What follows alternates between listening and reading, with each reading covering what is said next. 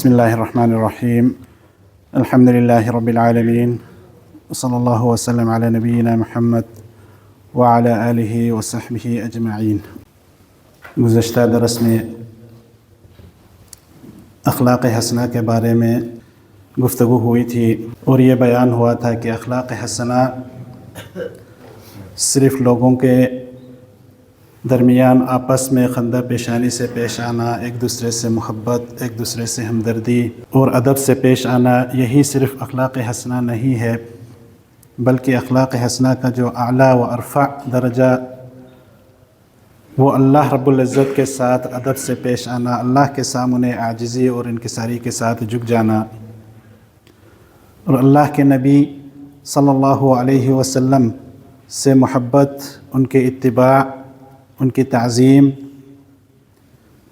یہ ساری وہ چیزیں ہیں جو اخلاق حسنہ میں بالاولیٰ اخلاق حسنہ میں شامل ہیں، اور اخلاق حسنہ کا جو اجر و ثواب ہے وہ اسی صورت میں ہم حاصل کر سکتے ہیں۔ اور یہ بھی بیان ہوا تھا کہ اخلاق حسنہ، اللہ کے ساتھ اخلاق حسنہ سے پیش آنے کا مطلب سب سے پہلے اس کی بتائی ہوئی ساری باتوں پہ ایمان رکھنا، دل سے ایمان لے آنا اور اس کی تصدیق کرنا اور اس پہ یقین کرنا۔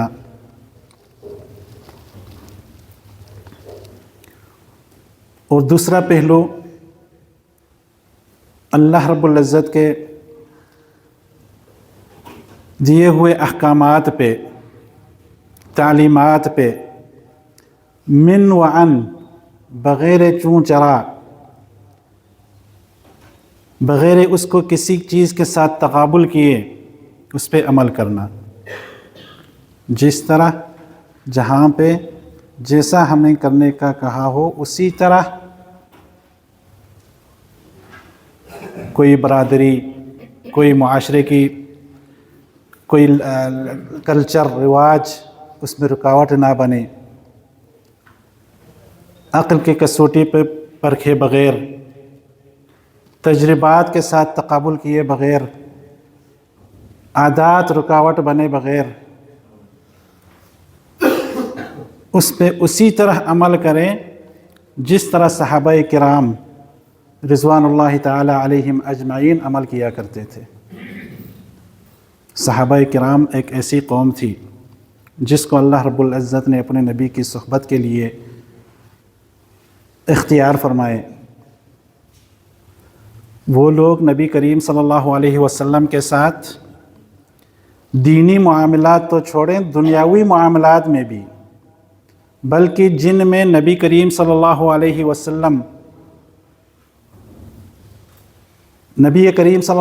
وسلم کا جس میں تجربہ بھی نہیں تھا، اس میں بھی جب نبی کریم صلی اللہ علیہ وسلم سے کسی چیز کے بارے میں آپ کا آرڈر یا آپ کی طرف سے کوئی بات آئی تو انہوں نے آنکھ بند کر کے اس پہ عمل کیا، دنیاوی نقصانات دیکھتے ہوئے بھی۔ یہ کھجور کی جو پیوند کاری ہے اس کے بارے میں جو مشہور قصہ ہے، نبی کریم صلی اللہ علیہ وسلم نے فرمایا مجھے تو اس میں کوئی خاص بات تو نظر نہیں آتی، وہ تو اس لیے تھا کہ چونکہ مکے میں کھجور کا سلسلہ نہیں تھا، آپ اس کی عادت نہیں تھی، آپ کو اس کے بارے میں کوئی جانکاری نہیں تھی، اس لیے آپ نے کہا تھا، اور صحابہ نے اس پہ عمل کر کے اس سال کا نقصان بھی انہوں نے اٹھایا۔ باقی دینی معاملات میں صحابہ کرام کے سیرت اٹھا کے دیکھیں، سیرت کی کتابیں اٹھا کے دیکھیں، کیسے صحابہ کرام نبی کریم صلی اللہ علیہ وسلم کی باتوں پہ کس طرح وہ عمل پیرا ہوتے تھے، کس طرح آپ کو دیکھ کر وہ لوگ عمل کیا کرتے تھے۔ حدیث میں آتا ہے کہ ایک دفعہ نبی کریم صلی اللہ علیہ وسلم امامت کر رہے تھے صحابہ کرام کی، اور سارے جوتوں سمیت نماز پڑھ رہے تھے، اور یہ بھی ایک ایشو ہے کہ جوتوں سمیت کیا نماز پڑھنا درست ہے کہ نہیں ہے۔ حدیث میں تو ثابت ہے، بلکہ نبی کریم صلی اللہ علیہ وسلم کا حکم ہے کہ یہود و نصارہ اپنے جوتوں میں نماز نہیں پڑھتے، تم لوگ ان کی مخالفت میں جوتے سمیت تم لوگ نماز پڑھو۔ اور اس حدیث سے یہ بھی ثابت ہے کہ اگر آپ کی جوتی پہ اگر کوئی گندگی لگی ہو، آپ کو پتہ نہ ہو، تو یہ اللہ رب العزت آپ کو بخش دے گا، آپ کو اس چیز میں اتنی سختی یا اتنا پکڑ نہیں ہے۔ نبی کریم صلی اللہ علیہ وسلم نماز پڑھا رہے تھے، درمیان نماز کے درمیان آپ نے اپنے جوتے اتار کے سائڈ پہ رکھ دیے۔ تو صحابہ کرام نے بھی دیکھا دیکھی میں اپنے جوتے اتار کے انہوں نے پھینک دیے۔ نبی کریم صلی اللہ علیہ وسلم نے پوچھا تم لوگوں نے کیوں کیا یہ کام؟ تو انہوں نے کہا کہ یا رسول اللہ ہم نے تو آپ کو دیکھا آپ نے یہ کیا تو ہم نے اسی طرح ہی کیا۔ آپ نے جوتے سمیت نماز شروع کی تو ہم نے بھی اسی طرح نماز پڑھی، آپ نے درمیان نماز آپ نے جوتے سائڈ پہ کر دیا تو ہم نے بھی پھینک دیا۔ تو آپ نے فرمایا مجھے تو جبریل نے آ کے کہا تھا کہ آپ کے جوتے پہ گندگی لگی ہوئی ہے تو میں نے اس لیے اتار کے۔ اب دیکھیں نبی کریم صلی اللہ علیہ وسلم نے جو جوتے اتارنے سے پہلے جو نماز پڑھی تھی جو ادا کی تھی اس کو دہرایا نہیں، یہ نہیں کہا کہ یہ تو بڑی غلطی ہو گئی کہ جوتی میں گندگی لگی ہوئی تھی اور میں نے اس کے ساتھ گندگی لگی ہوئی تھی میں نے اس کے ساتھ نماز پڑھ لی۔ تو صحابہ کرام دیکھا دیکھی میں جس طرح نبی کریم صلی اللہ علیہ وسلم عمل کرتے ہوئے دیکھا، یہ نہیں پوچھا کیوں آپ کر رہے ہیں، کیوں اس طرح کر رہے ہیں، شاید اس طرح ہو شاید اس طرح ہو۔ دوسری روایت میں دوسرے قصے میں دیکھیں جو تحویل قبلہ والا جو قصہ ہے، جب قبلہ تحویل ہو گئی بیت المقدس سے کعبے کی طرف اور نبی کریم صلی اللہ علیہ وسلم ظہر کی نماز مسجد نبوی میں بیت اللہ کی طرف منہ کر کے نماز پڑھ لیں، عصر کے وقت آج کل جو مسجد قبلتین جو مشہور مسجد ہیں وہاں لوگ پرانے قبلے کی طرف منہ کر کے نماز پڑھ رہے تھے۔ تو جس شخص نے جس صحابی نے نبی کریم صلی اللہ علیہ وسلم کے ساتھ قبلے کی طرف نماز پڑھ کے وہاں گئے تھے، انہوں نے ان کو کہا کہ میں ابھی نبی کریم صلی اللہ علیہ وسلم کے ساتھ نماز پڑھ کے آیا ہوں، باقاعدہ قبلہ تحویل ہو کے کعبے کی طرف اب منہ کرنے کا حکم ہے۔ نماز میں تھے وہ لوگ، نماز کے حالت میں ہی، یہ نہیں کہا چلیں یہ نماز پڑھ لیں پھر دیکھ لیتے ہیں خبر کی ہم تصدیق کر لیتے ہیں دیکھتے ہیں کیا سب کے لیے ہے یا صرف، بغیر چون چرا بغیر انتظار کیے نماز کے اندر ہی وہ بیت المقدس سے رخ موڑ کے قبلہ کی طرف منہ کر کے نماز پوری کر لی۔ اسی طرح قباء والوں کے ہاں صبح کی نماز میں یہ واقعہ پیش آیا۔ بہت سارے واقعات، اسی لیے صحابہ کرام کا ایمان جو ہے اللہ رب العزت نے معیار بنا کے فَإِنْ آمَنُوا بِمِثْلِ مَا آمَنْتُمْ بِهِ، یہ بعد میں آنے والے لوگ جو ہیں جو اسلام اور ایمان کے دعوے دار جو ہیں، اگر ان کا ایمان صحابہ کے ایمان کی طرح ہو، اگر وہ لوگ اس طرح ایمان لے آئے جس طرح تم لوگوں نے ایمان لے آئے ہوں فَقَدْ اهْتَدَوْا، اس وقت سمجھ لیں یہ لوگ ہدایت پا گئے، ہدایت یافتہ ہو گئے۔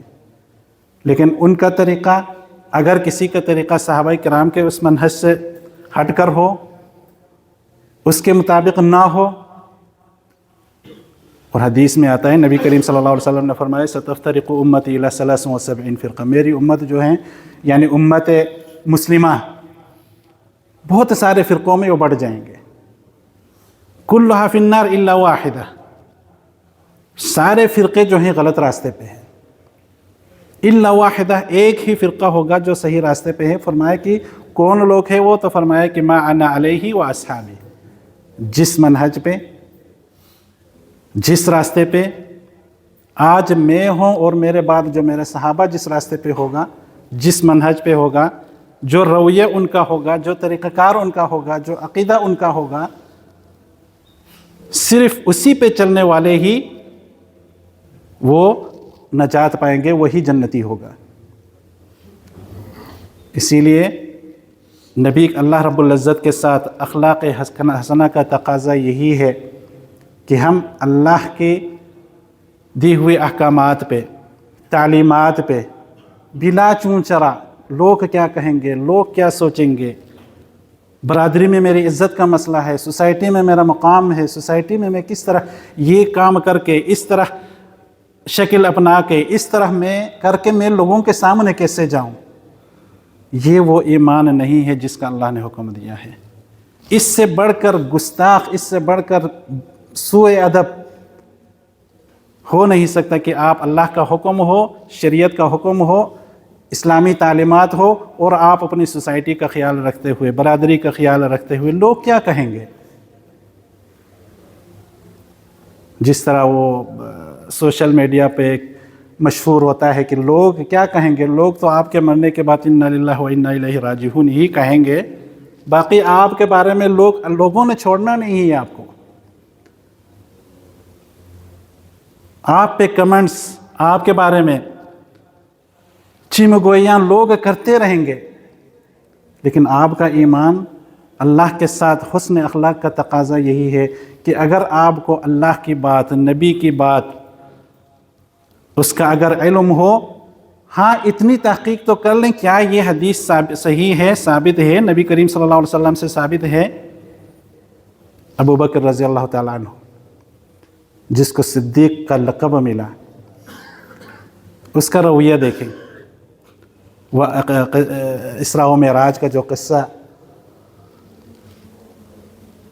جب نبی کریم صلی اللہ علیہ وسلم نے لوگوں کو یہ خبر دی کہ میں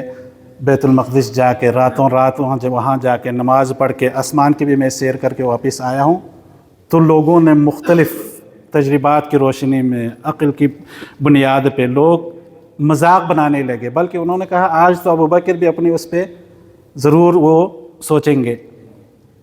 ہر بات کی وہ تصدیق کرتے تھے، ہر بات کو وہ سچ کہتے تھے، آج تو ضرور وہ بھی پیچھے ہٹے گا۔ سارے لوگ ابوبکر کے پاس آ گئے رضی اللہ تعالیٰ عنہ کے پاس، کہنے لگے سچ ہر بات پہ تم ہاں کہتے تھے، آج کہا، آج دیکھا آپ کے ساتھی نے کیا کہا، حد ہی کر دیا آج تو انہوں نے۔